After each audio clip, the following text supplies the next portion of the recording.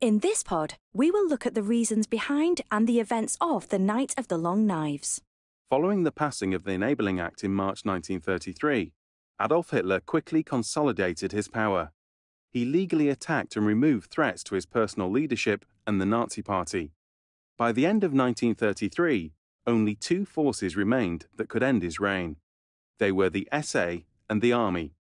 Hitler was aware that he only needed one military force to control.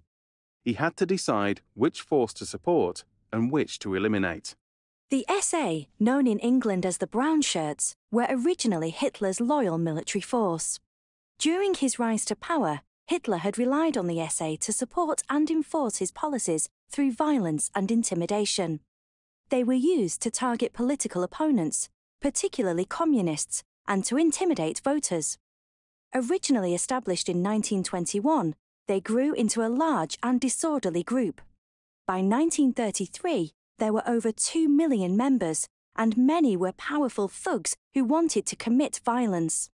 They enjoyed the power that membership of the SA gave to them and used it to their advantage. The leader of the SA was Ernst Röhm. He gained increasing influence and authority as the size of the SA grew. The group became his force and followed his commands. Röhm wanted to continue the revolution and to consolidate his role as leader of the military forces of Germany.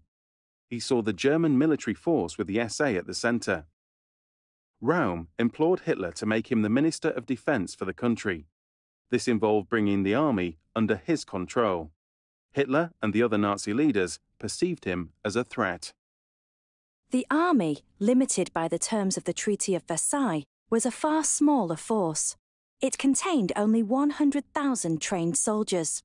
In stark contrast with the SA, these soldiers were not a fully submissive unit to the Nazi Party.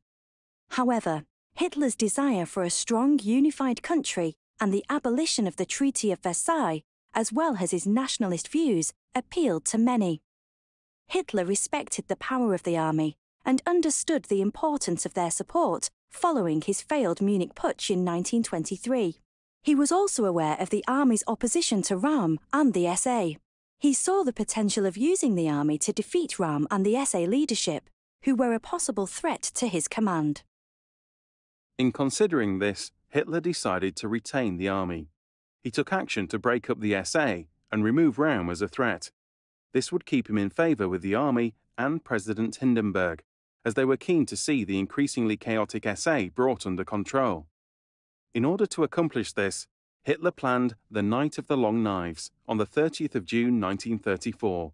He informed Röhm to gather the SA leaders and meet him at Bad Wiessee in Bavaria. There, unsuspecting key leaders were arrested and executed.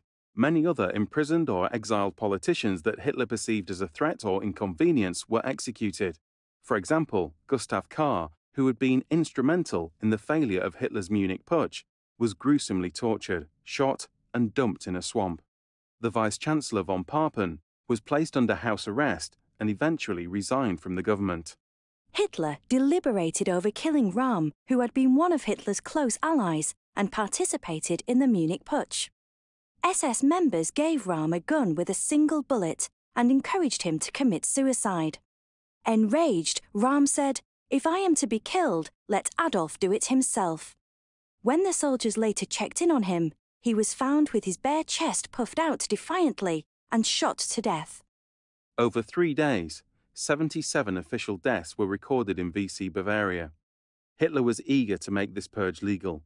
On the 3rd of July 1934, a law was passed that said the acts of the previous 3 days were justifiable acts of self-defense by the state. Röhm and the other executed leaders were portrayed as treasonous and plotting to overthrow the government. The army and President Hindenburg were pleased with the results, and the purge ensured their support.